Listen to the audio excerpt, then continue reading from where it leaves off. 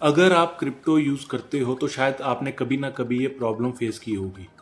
Ethereum से Solana जाना है, फिर ब्रिज यूज़ करो, वॉलेट चेंज करो, गैस टोकन अलग रखो और बस यहीं से हेडेक शुरू हो जाती है। लेकिन क्या हो अगर मैं सिर्फ एक बटन दबाऊं और ये सब ऑटोमेटिकली हो जाए। इसी प्रॉब्लम को सॉल्व करने की कोशिश कर रहा है हीमा।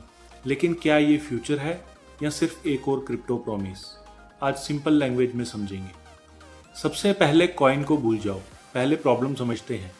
आज क्रिप्टो में हजारों प्रोजेक्ट्स हैं, लेकिन हर ब्लॉकचेन अलग सिटी की तरह है। इथेरियम एक सिटी, सोलाना दूसरी, बीएनबी तीसरी, और इनके बीच ट्रैवल करना इजी नहीं होता।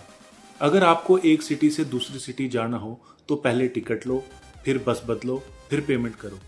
क्रिप्टो में भी एग्जैक्टली यही होता है। इसी वजह से बहुत लोग डेफी यूज नहीं करते। प्रॉब्लम कॉइन की नहीं, एक्सपीरियंस की है।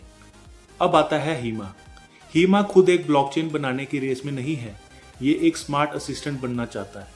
आप सिर्फ बोलिए मुझे यहाँ से टोकन खरीदना है, बाकी का कॉम्प्लिकेटेड काम हीमा करे। ब्रिज भी, गैस भी, बेस्ट रूट भी। सिंपल लैंग्वेज में हीमा क्रिप्टो का गूगल मैप्स बनना चाहता है। आप डेस्टिनेशन दीजिए, रूट वो खुद डिसाइड करेगा। अब सवाल ये है, इससे हमें क्या फायदा? अगर हीमा सक्सेसफुल होता है तो नए यूजर्स को क्रिप्टो यूज करना बहुत ईजी हो जाएगा। डेवलपर्स भी ऐप्स बनाना आसान समझेंगे और जितना इजी एक्सपीरियंस होगा उतने ज़्यादा यूजर्स आ सकते हैं। हर सक्सेसफुल टेक्नोलॉजी एक चीज़ करती है, कॉम्प्लेक्स चीज़ को सिंपल बना देती है। हीमा भी वही करने की कोशिश कर रहा है। इस प्रोजेक्ट में मुझे 3 चीज़ें अच्छी लगी। पहली, ये रियल प्रॉब्लम सॉल्व करता है। दूसरी, ये यूज़र एक्सपीरियंस इंप्रूव करता है। और तीसरी, क्रॉस चेन फ्यूचर अगर ग्रो करता है तो हीमा उस ट्रेंड का बेनिफिट ले सकता है। अब रिस्क भी समझ लो। सबसे बड़ा रिस्क कंपटीशन। इस एरिया में ऑलरेडी काफ़ी बड़े प्रोजेक्ट्स काम कर रहे हैं। दूसरा, टेक्नोलॉजी अच्छी होने पर एडॉप्शन नहीं मिलना, दोनों अलग चीज़ें हैं। और तीसरा, अगर डेवलपर्स इसे यूज़ नहीं करते तो प्रोजेक्ट ग्रो करना मुश्किल हो सकता है। तो क्या मैं आज हीमा बाय कर रहा हूँ? नहीं। क्या मैं इसे इग्नोर कर रहा हूँ? बिल्कुल नहीं।